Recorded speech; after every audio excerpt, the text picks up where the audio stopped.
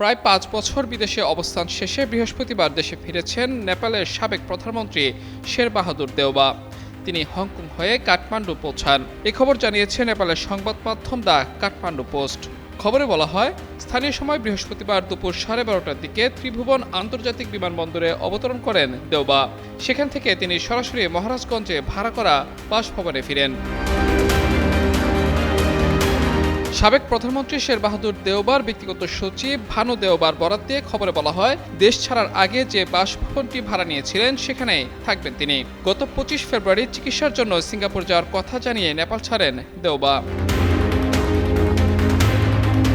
দেওবা কাঠমান্ডু থেকে সরাসরি সিঙ্গাপুরে গেলেও তার স্ত্রী সাবেক পররাষ্ট্রমন্ত্রী আরজু রানা দেওবা নয়াদিল্লি হয়ে সিঙ্গাপুরে যান।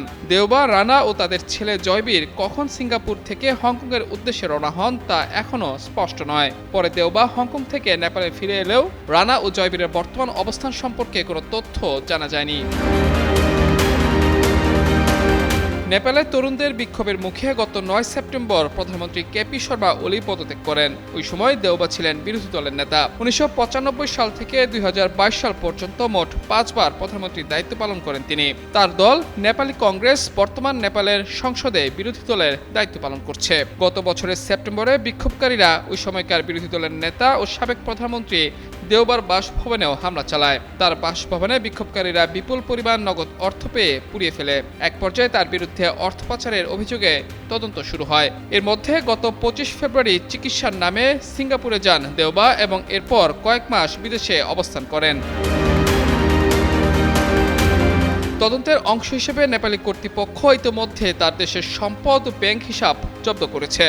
বর্তমান প্রধানমন্ত্রী বালেন্দর শাহ নেতৃত্বাধীন সরকার ক্ষমতায় আসার কয়েকদিন পর অর্থ পাচার তদন্ত বিভাগের আবেদনের ভিত্তিতে দেওবা ও তার স্ত্রী সাবেক পররাষ্ট্রমন্ত্রী আরজু দেওবার বিরুদ্ধে গ্রেফতারি পরোয়ানাও জারি করা হয়েছিল।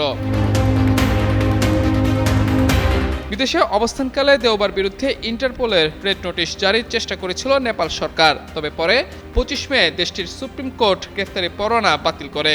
এরপরই দেওবা দেশে ফেরার সিদ্ধান্ত নেন বলে ধারণা করা হচ্ছে।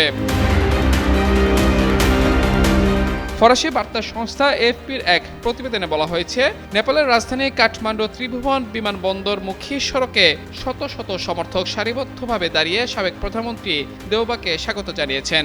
এ সময় বিরোধী দল নেপালি কংগ্রেসের বর্ষিয়ান এই নেতা হাত নেড়ে হাসি মুখে কর্মীদের সাড়া দেন। মাহমুদুর রহমান, যুগান্তর নিউজ।